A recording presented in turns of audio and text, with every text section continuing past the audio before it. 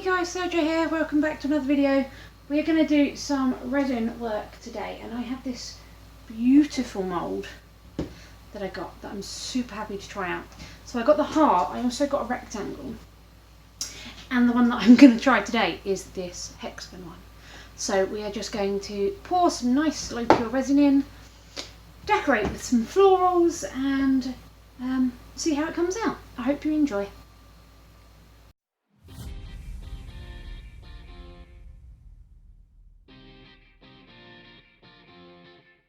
Okay, so I have mixed up my clear resin. This is a slow cure resin. I always use slow cure when I'm working with flowers.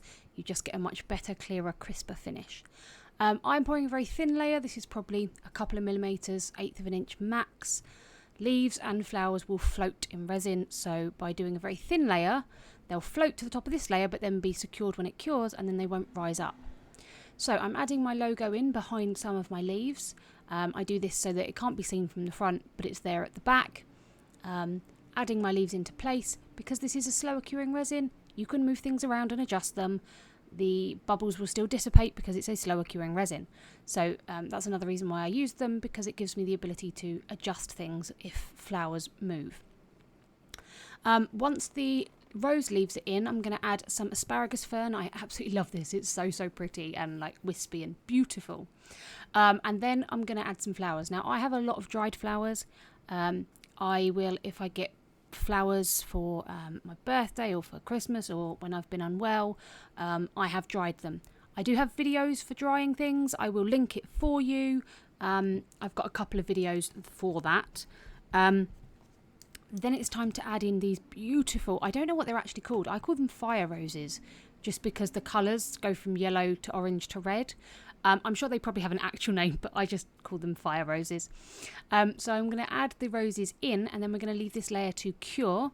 And that means that the roses will be secured to this base layer. So no matter how much we pour next, apologise for my head, no matter how much we pour next, these roses aren't going to float because they are anchored in this layer. So we're going to leave that for 12 to 24 hours, depending on temperature and your resin. Pour another layer. Now, you could pour another very deep layer to avoid getting any lines on the side, but it's summer in the UK. Resin is temperamental about heat, so I did 2 sort of medium layers.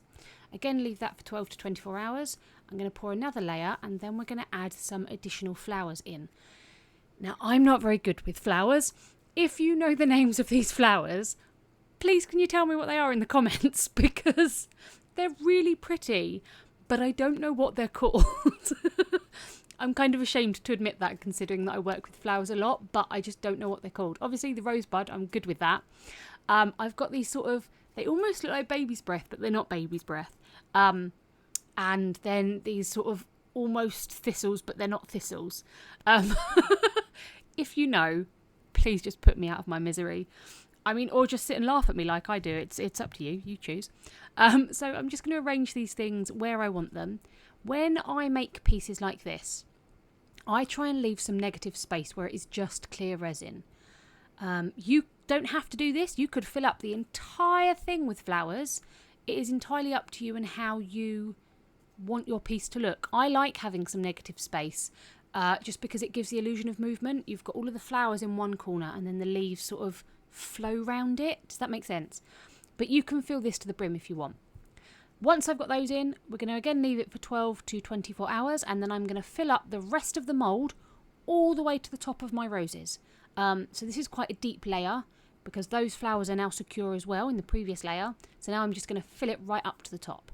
This, if I wasn't using additional flowers, I would probably have done one big pour, but because I want these other flowers suspended roughly in the middle, I did half and half.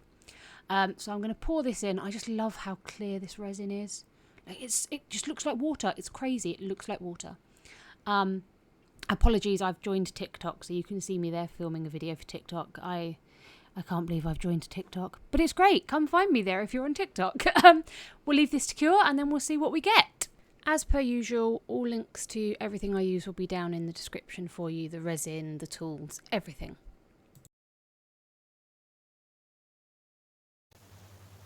Okay, it is time to demold this beauty. However, before we do, if you have liked this, please give it a big thumbs up and subscribe.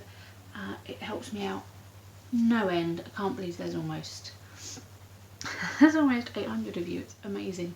But yes, let's see how this looks. Now, the resin only just covers these flowers, so when we take it out, just here, there will be a slight sort of, it looks like a wrinkle, it's just where the tips of those petals are coming out. I will be doing a top coat because I've not filled this mould to the very top. You will get edges, so that gives me the perfect place to do this beautiful top coat with a nice dome on it and get this sort of slightly curved top, and it'll be beautiful. I do that with all my pieces where possible. It just gives me a chance to get a really nice top edge. So I have to tell you, this is weighty. It's beautiful, but it's weighty. Let's release each side, because again, you don't want to rip things out of mould, so we need to release each. You can see on the video where it releases. Okay, and now we can start to peel back.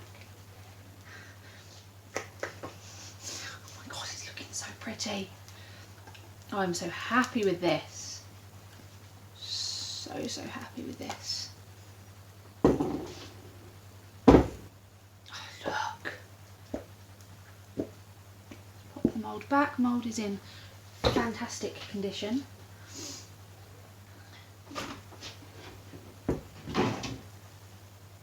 Oh my gosh, guys.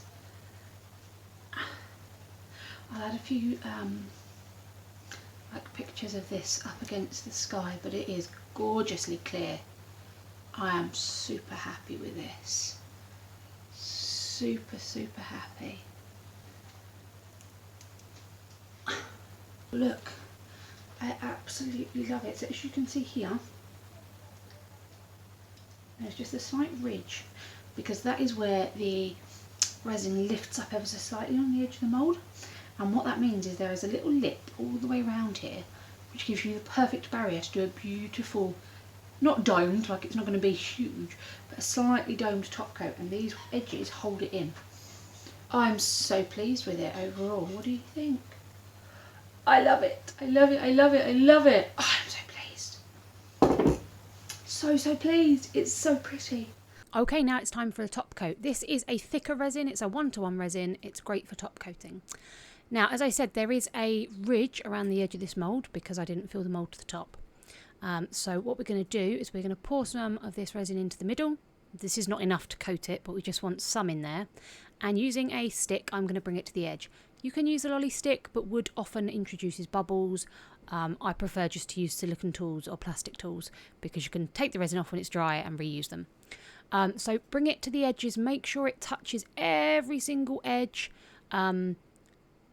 Check it from all angles and just make sure it is completely filled. When you have touched every single edge with the resin, then we can add another amount on. Don't put too much, because if there is too much resin it will overflow, but you want to get a nice dome, so work in layers. Pop the bubbles with a torch. I'm not in a mould, so I can use my torch. Please don't use a torch with an open flame in a mould. It will burn your mould. Put top layer on and then we're done. Look at how crystal clear it is. I love it. Okay, thank you guys so much for spending time with me today. I hope you have enjoyed this one. Keep crafting and I'll see you soon. Bye.